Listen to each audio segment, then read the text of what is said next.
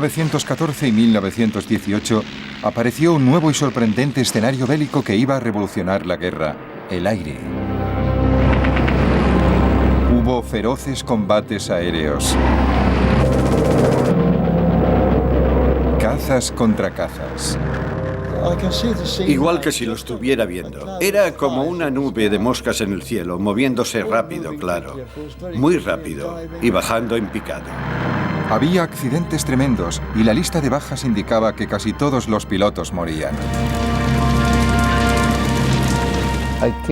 Di un beso a mi madre. Lo recogí todo y le dije: adiós, mamá. No creo que volvamos a vernos. Era la actitud que tenías que tomar. Sabías que ibas a morir. La guerra en el aire vio cómo los aviones se las arreglaban para despegar desde una plataforma situada encima de otro aeroplano. Y la invención de un concepto radicalmente nuevo, el portaaviones, dio impulso a una carrera tecnológica. Los diseñadores de ambos bandos intentaban superarse unos a otros. Esa carrera trajo la nueva época de los aviones de combate y de los bombarderos. De una nueva raza de héroes, los ases del aire. Ahora podemos ver esa guerra aérea tal como la vieron los pilotos, en color.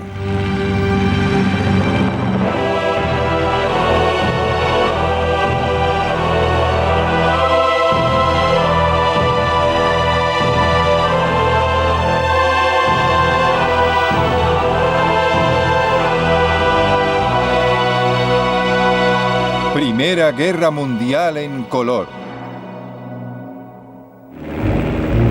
Sangre en el aire.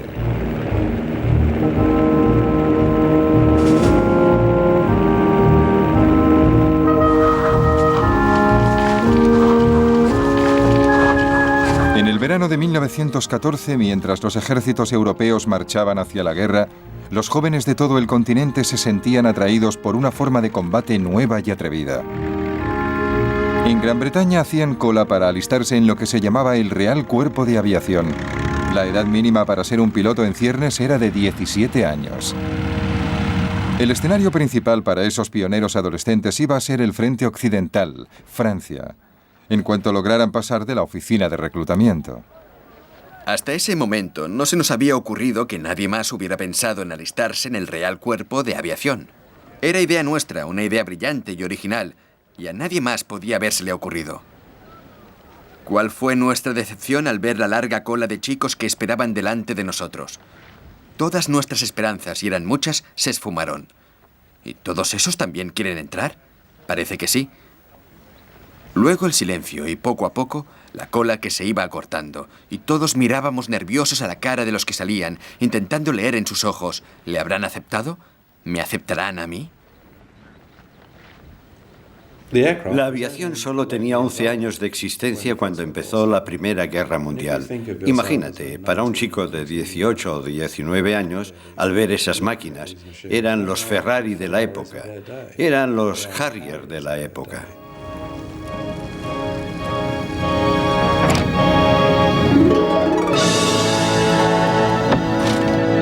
La aviación, con toda su temprana locura, acababa de nacer.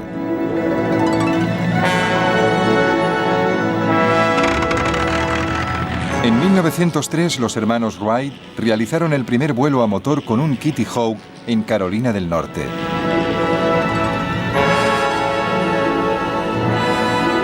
Los jefes militares empezaron a comprender que los aviones podrían ser útiles para la guerra.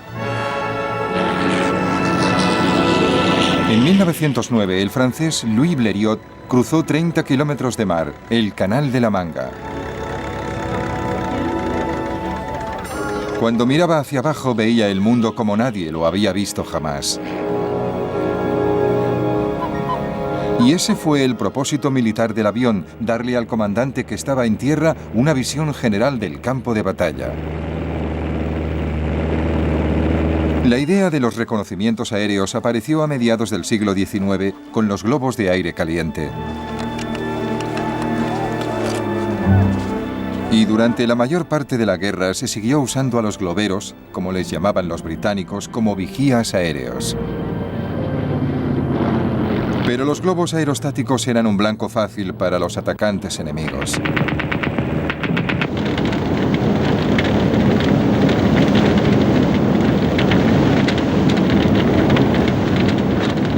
Para mayor seguridad, desde 1916 se permitió a los tripulantes de globos usar el paracaídas plegable que se había presentado en Norteamérica por primera vez hacía 30 años. Durante la Primera Guerra Mundial, a los pilotos aliados no se les permitió llevar paracaídas porque sus comandantes creían que eso podía animarles a abandonar el avión innecesariamente. Los paracaidistas fueron la clave de una nueva forma de defensa aerostática. Cuando el globero localizaba un avión enemigo, saltaba rápidamente en paracaídas. Luego, la tripulación intentaba recoger el globo antes de que se incendiara. No era una solución muy satisfactoria y los aviones más pequeños y más rápidos terminarían siendo claves para reconocimientos aéreos y usarían cámaras fotográficas para espiar en territorio enemigo. Si retratas algo, ves cosas que un observador corriente no puede ver, porque te llevas la película a casa, la revelas, la amplías, creas una imagen muy detallada y miras. Puedes ver nidos de ametralladoras, puedes ver rutas, puedes ver puestos de mando. Además de tomar fotografías, los pilotos podían transmitir por radio lo que veían al control de tierra. La única manera que tenía el enemigo de evitar que la información se filtrara o que el piloto volviera a la base con sus valiosas fotografías era abatirle. Pero en esas primeras épocas era difícil. Uno de los mayores problemas iniciales para que las armas fueran eficaces contra los aviones, ya fueran bombas, ametralladoras o cualquier otra cosa, era la cuestión del peso. Eran aviones primitivos, muy ligeros, con motores muy poco potentes. Apenas podían cargar con el piloto.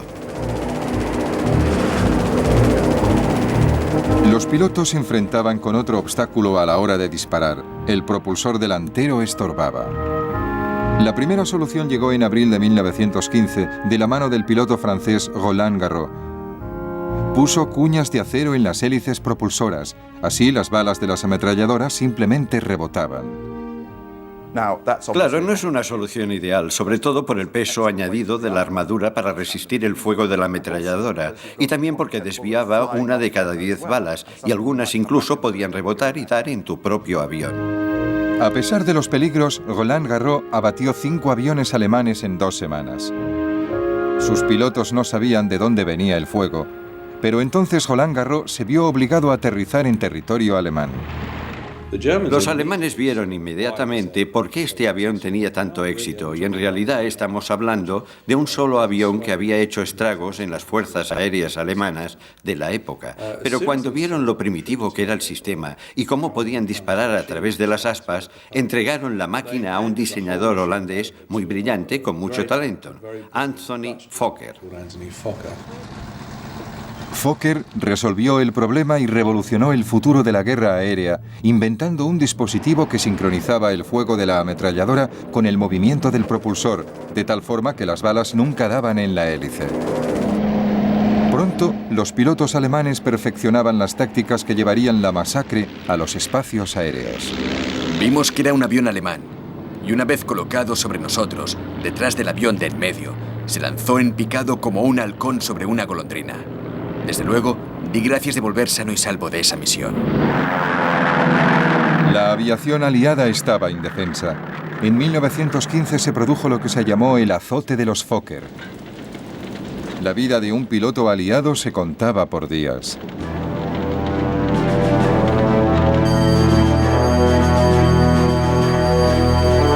El azote de los Fokker de 1915 estaba acabando con los pilotos franceses y británicos. Pero el ejército necesitaba con desesperación tener ojos en el aire.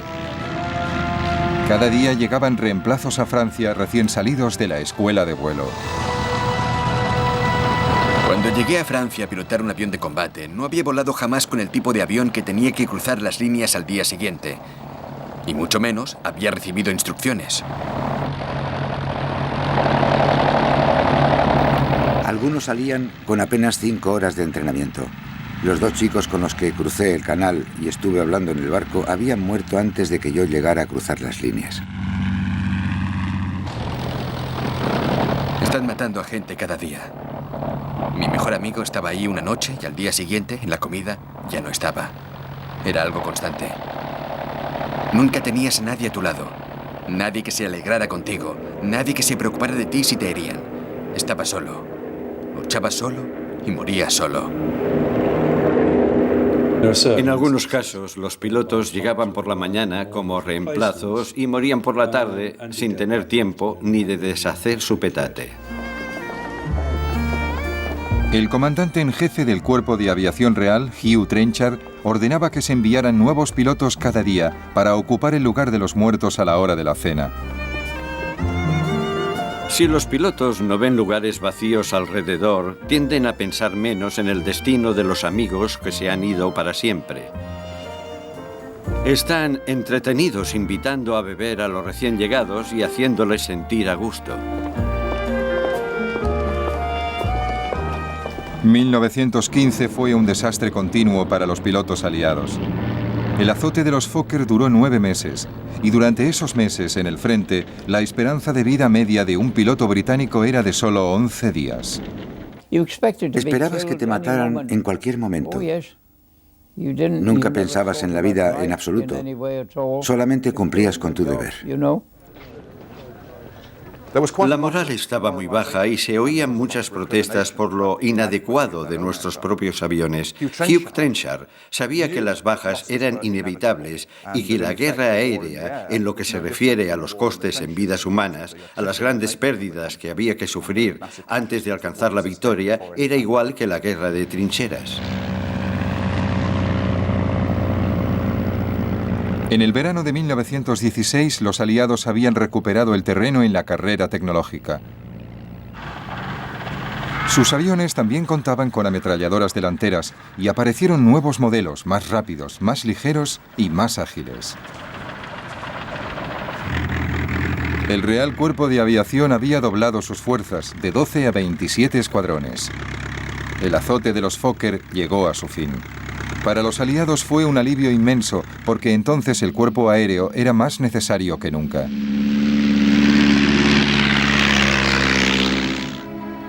El punto muerto en la guerra de trincheras duraba ya casi 2 años. Tanto los comandantes aliados como los alemanes buscaban con desesperación la forma de romperlo. En febrero, los alemanes habían lanzado una ofensiva masiva en Verdún y los franceses resistían a la desesperada. Para aliviar la presión, el ejército británico planeó su ataque al Somme en julio. Los reconocimientos aéreos eran vitales, no solo para localizar objetivos alemanes, sino también para guiar el fuego de la artillería. Los pilotos aliados se pusieron en acción con sus nuevos aviones mejorados. Algunos se hicieron muy populares, como por ejemplo Albert Ball. Albert Ball fue una inspiración para el Real Cuerpo de Aviación porque nada era demasiado peligroso para él y en cierto modo reflejaba la imagen que tenía Trenchard de lo que debía ser el Real Cuerpo de Aviación. Gente sin miedo al peligro, gente que siempre se lanzaba al ataque, aunque eso significara la muerte. Dicen que he chocado con el suelo a 200 kilómetros por hora y que mire cómo ha quedado el tren de aterrizaje. Sí, ya lo he visto. Pero ahora ya está casi listo para volar otra vez. Fue una sensación muy extraña caer en picado. Tuve tiempo de ver cómo me había llegado la hora. Pero resulta que no llegó. Ball no representaba el futuro del Cuerpo de Aviación Real. No podía hacerlo. Confiaba en la suerte para seguir vivo. Volvía con el avión lleno de agujeros de bala. Albert Ball murió a los 21 años. Había abatido 44 aviones alemanes. Los franceses fueron los más rápidos en sacar partido de sus ases del aire. Concentrándose en las vidas de los héroes del aire, distraían al público de las masacres en las trincheras. Los pilotos de éxito eran perseguidos por la prensa y exhibidos entre la alta sociedad.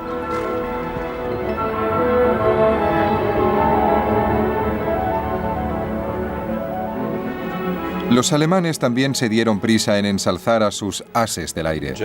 En los servicios alemanes, esa publicidad se usaba para levantar la moral, pero no solamente la de los pilotos, sino también para crear héroes entre la población, y por eso se publicaba cómo los pilotos competían unos con otros y se concedían medallas por abatir un cierto número de aviones.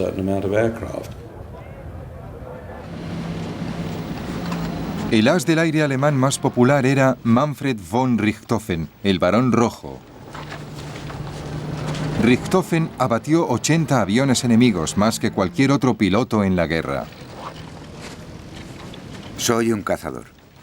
Cuando he abatido a un inglés, mi pasión por la caza queda satisfecha, por lo menos durante un cuarto de hora. Von Richthofen se convirtió en el ídolo de una visión romántica de la guerra aérea. Caballeros con brillantes armaduras voladoras enfrentándose en combate singular.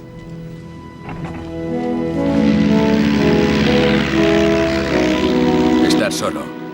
Tener tu vida en tus manos. Usar tu habilidad en combate singular con el enemigo. Era como las justas de la Edad Media. La única esfera de la guerra moderna donde uno aún veía a su adversario y se enfrentaba a él en mortal combate. La única esfera donde aún existían la caballerosidad y el honor. Si vencías, era por tu valentía y habilidad.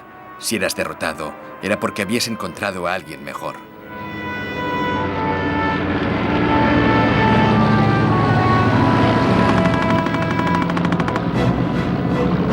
Pero mamá, no se pueden imponer desde la simple tierra las normas para la gente que patrulla por el aire. Allí eres alguien distinto. Yo diría que no eres un hombre. Yo por lo menos no lo soy. Eres la encarnación del diablo, lleno de la emoción de jugar al mejor juego que haya creado Dios jamás, loco tras los alemanes, olvidando todo lo demás. En lo único que piensas es en demostrarle al cabeza cuadrada que hay un solo hombre digno de estar en el aire, y no dos. En una zona de combate, cuando las balas silban a tu alrededor y estás envuelto en humo negro, te conviertes en otra persona. No eres humano, por decirlo de alguna manera. En cierto modo, dejas de ser humano. Eres una máquina de guerra y cumples con tu misión. En abril de 1917, los alemanes volvían a adelantarse en la disputada carrera armamentística. Su ventaja era en parte táctica. Empezaron a actuar en escuadrones de 14 aviones llamados Jastas y enviaban 3 o 4 Jastas hacia el frente de una vez. Estos grupos masivos recibían el apodo de circos volantes.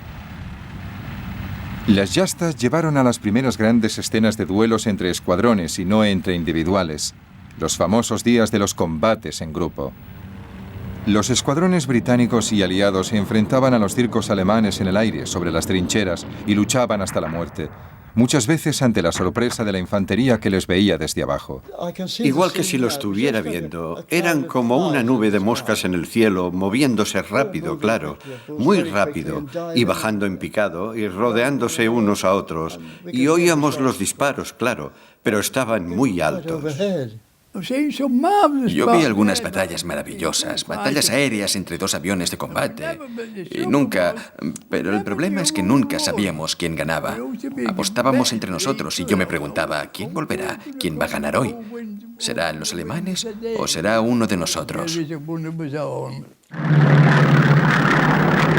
La superioridad de los aviones alemanes y las tácticas Jasta costaron caras a los aliados.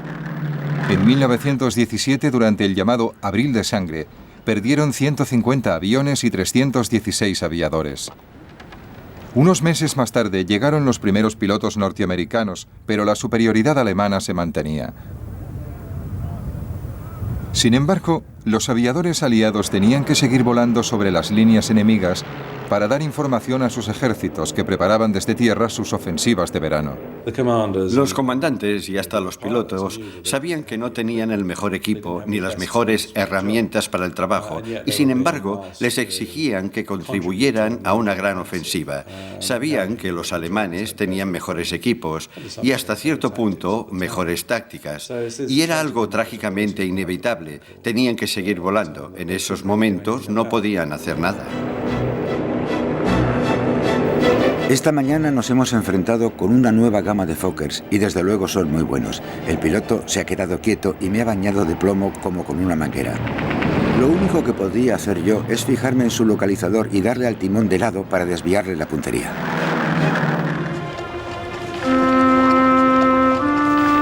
Pero aunque las bajas durante toda la guerra fueron muy altas, los pilotos británicos sabían que eran solo una pequeña fracción de las bajas en tierra, que iban subiendo. Y la vida de los pilotos, aunque muchas veces fuera corta, era muy cómoda comparada con la de los PDI, pobres desgraciados de infantería de las trincheras. Cuando volábamos a casi 5.000 metros, sentías como una gran exaltación, como si gritaras: «Soy el rey del castillo». Estabas ahí arriba y la guerra no te afectaba. Yo estuve en la infantería y siempre íbamos sucios, piojosos y muchas veces muertos de hambre, mientras que en el cuerpo aéreo vives como un señor. Cuando estaban en tierra, la vida de los pilotos era muy extraña porque se enfrentaban a la muerte cada día en el aire, pero luego volvían al campo de aviación y tenían un salón agradable, buena comida y una cama decente para dormir. Es una maravilla volver de la patrulla por las noches pensando que has terminado por hoy con el brillante crepúsculo por poniente y el levante oscuro y misterioso. Y aquí estoy completamente solo, disfrutando del estupendo sol de mayo y con una brisa fresca. Se está tan a gusto. Oigo el ruido de las ametralladoras, pero aparte de eso, la guerra parece muy lejos, gracias a Dios.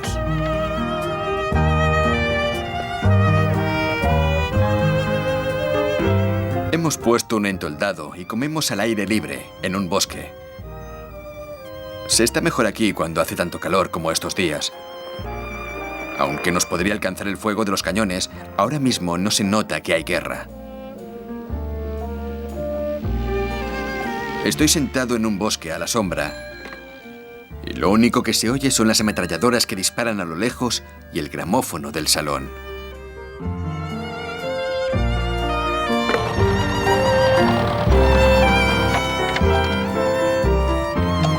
Vivimos bien. Hemos ido a Boulogne y nos hemos tomado un helado. Somos el único cuerpo en el frente que toma helado para cenar cada noche. En plena vida, estamos cerca de la muerte. Y tan cerca de la muerte también conseguimos pasarlo en grande. Cócteles del Bronx, brochetas de higadillos de pollo, champán, helado de fresa y coñac Napoleón.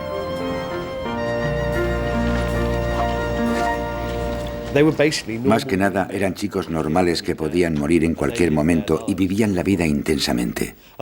Muchos de ellos sufrían de los nervios a medida que pasaba el tiempo y veían que se acercaba la muerte. Este verano ha hecho un calor tremendo y teníamos que volar muchas horas. Todo eso afectaba a los nervios de los que tenían que volar. Recuerdo que mi compañero de cuarto pensaba lo mismo y los dos nos quedábamos despiertos a oscuras pensando en la patrulla del amanecer al día siguiente. Al final no pudimos soportarlo más y nos confesamos uno al otro nuestro miedo y malos presentimientos. Encendimos las velas y luego nos sentimos un poco mejor y de alguna forma conseguimos pasar la noche igual que tendríamos que pasar el día siguiente. Un piloto vivía atormentado por una pesadilla, una cara. La cara parecía vaga y distante, y poco a poco se acercaba hasta que la nariz de la cara y la de él estaban casi juntas y se miraban. Nada más, solo se miraban. Entonces se despertaba y ya no podía dormir. ¿Quién era? ¿Alguien a quien había matado? ¿O era el hombre que le esperaba bajo el sol?